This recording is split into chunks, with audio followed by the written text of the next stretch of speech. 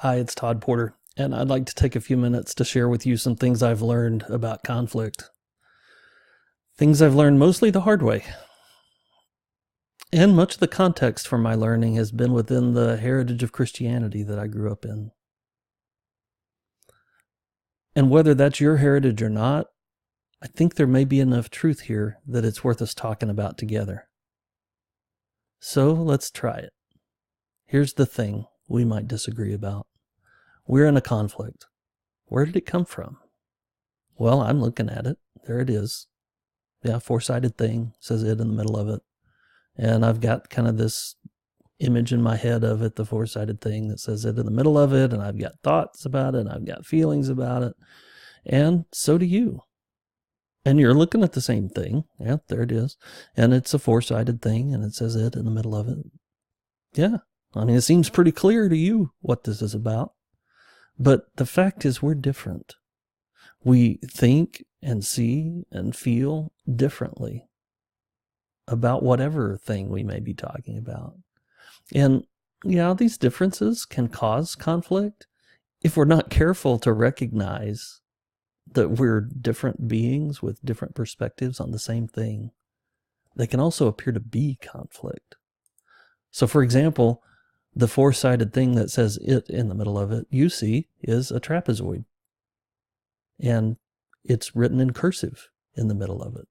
The four-sided thing I see is a square, and it's got it written in the middle of it, printed in all caps. Now, in this drawing, that happens to look like what's here, but I'm as vulnerable as anybody else to conceive of things differently than they really are.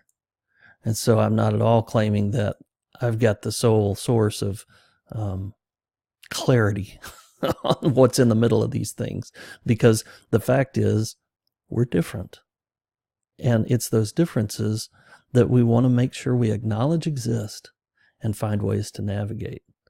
Here's another thing, is I've got some emotional response to whatever the thing is, and so do you. And some days my emotional response may seem off the charts and yours may seem balanced and normal. And some days those roles will be reversed. Kind of depends on the thing we're looking at. But we respond intellectually and emotionally not only to the immediate situation, what's happening right now, but to all that we've experienced on our way to what's happening right now. And so those previous experiences sometimes are, we relive them in the present with an issue that may be connected to them, look like them, and somehow puts us in the emotional state we were in when we experienced whatever the thing is previously.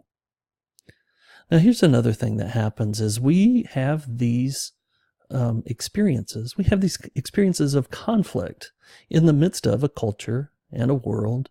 And as a Christian, I believe in a spiritual dimension that transcends what we see, hear, feel, taste, touch, and smell. That there's more than what's immediately in our awareness. And I think there are forces at work there that influence us one way or another. But you know what? Even if you don't believe that, there are forces in the culture and in our lives that influence us to conclude things like anybody who disagrees with us is evil. And once that is established, once I've declared you to be evil because we disagree, it's going to be really hard to reconcile. It's going to be really hard to live together. It's going to be really hard to end the conflict. But one of the things I receive from my heritage of faith is this idea that when we're fighting against those things, it's not against the people that we're fighting with. We've got an enemy and it's not us. And in my Christian heritage, we describe that enemy's mission as to steal, kill, and destroy.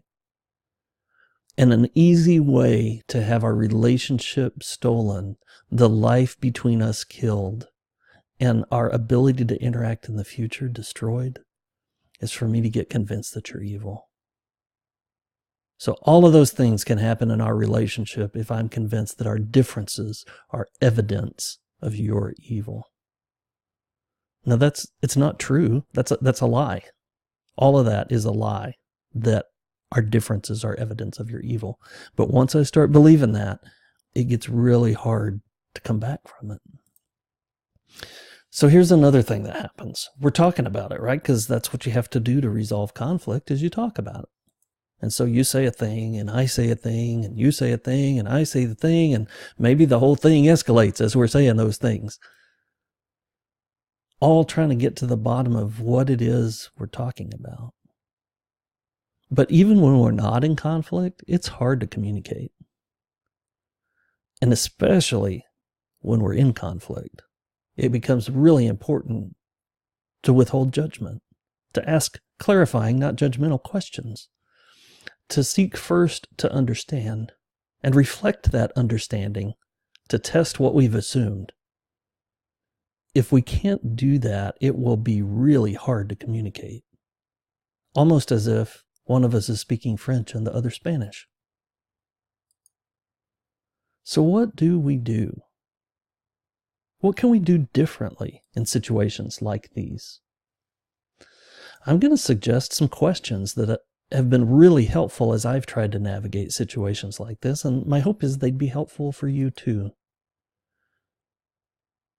First, I ask myself, well, what if we're not seeing things the same way? What if the thing we're trying to navigate or negotiate is really just a difference of perspective? How would I know? What if that's what's at the bottom of it?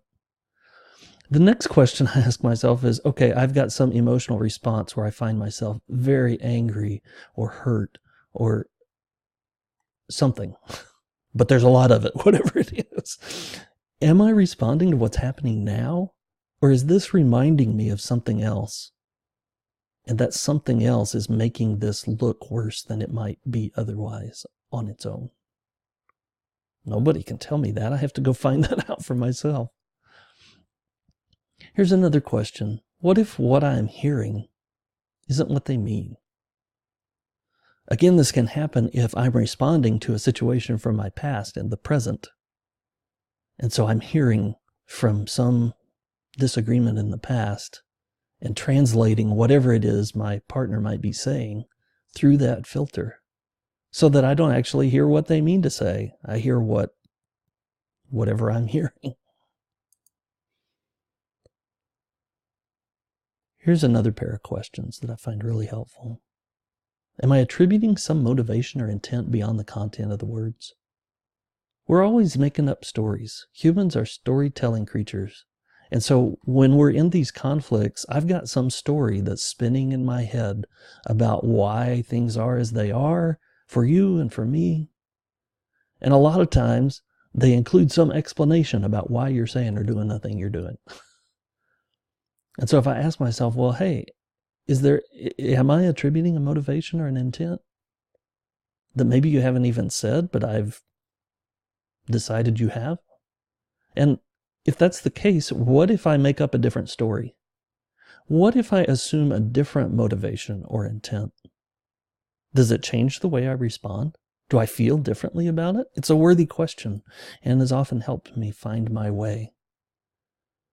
Again, drawing on my Christian heritage, I take some wisdom from this letter from John. He says, "Dear friends, let us love one another, for love comes from God.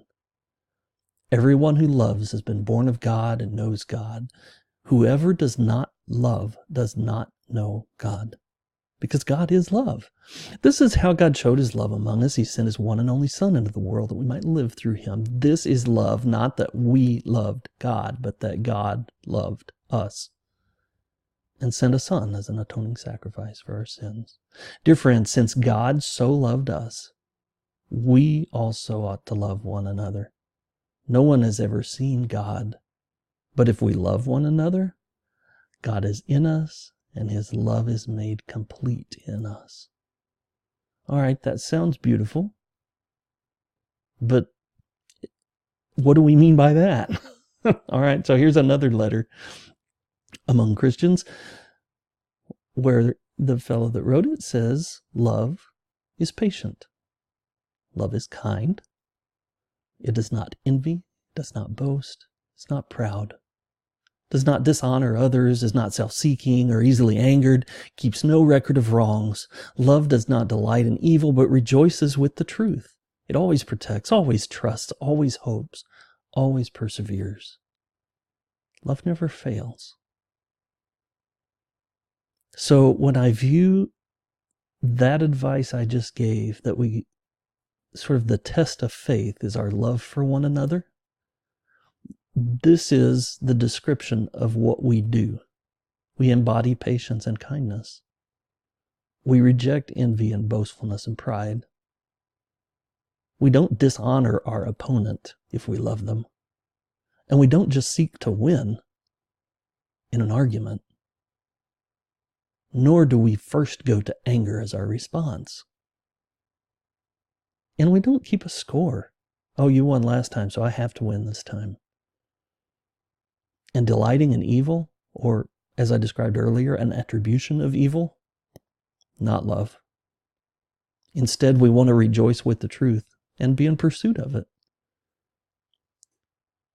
So to protect your heart in these kind of conflict conversations, to trust that you're here seeking the same things I'm seeking with the same needs I have, that I stir up hope in me and you, that we can meet those needs together, that we persevere until we do, and that we don't give up, that we don't allow our practice of all these things to fail. That's what it means to love one another.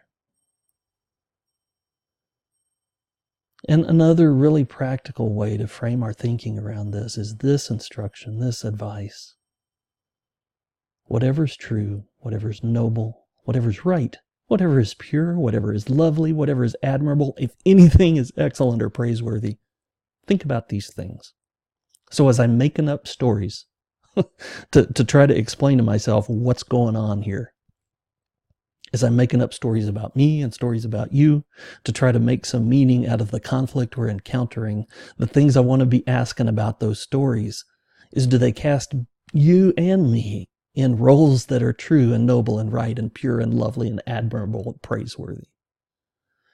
When we're telling stories where all the characters are less than that, there's something deeply flawed.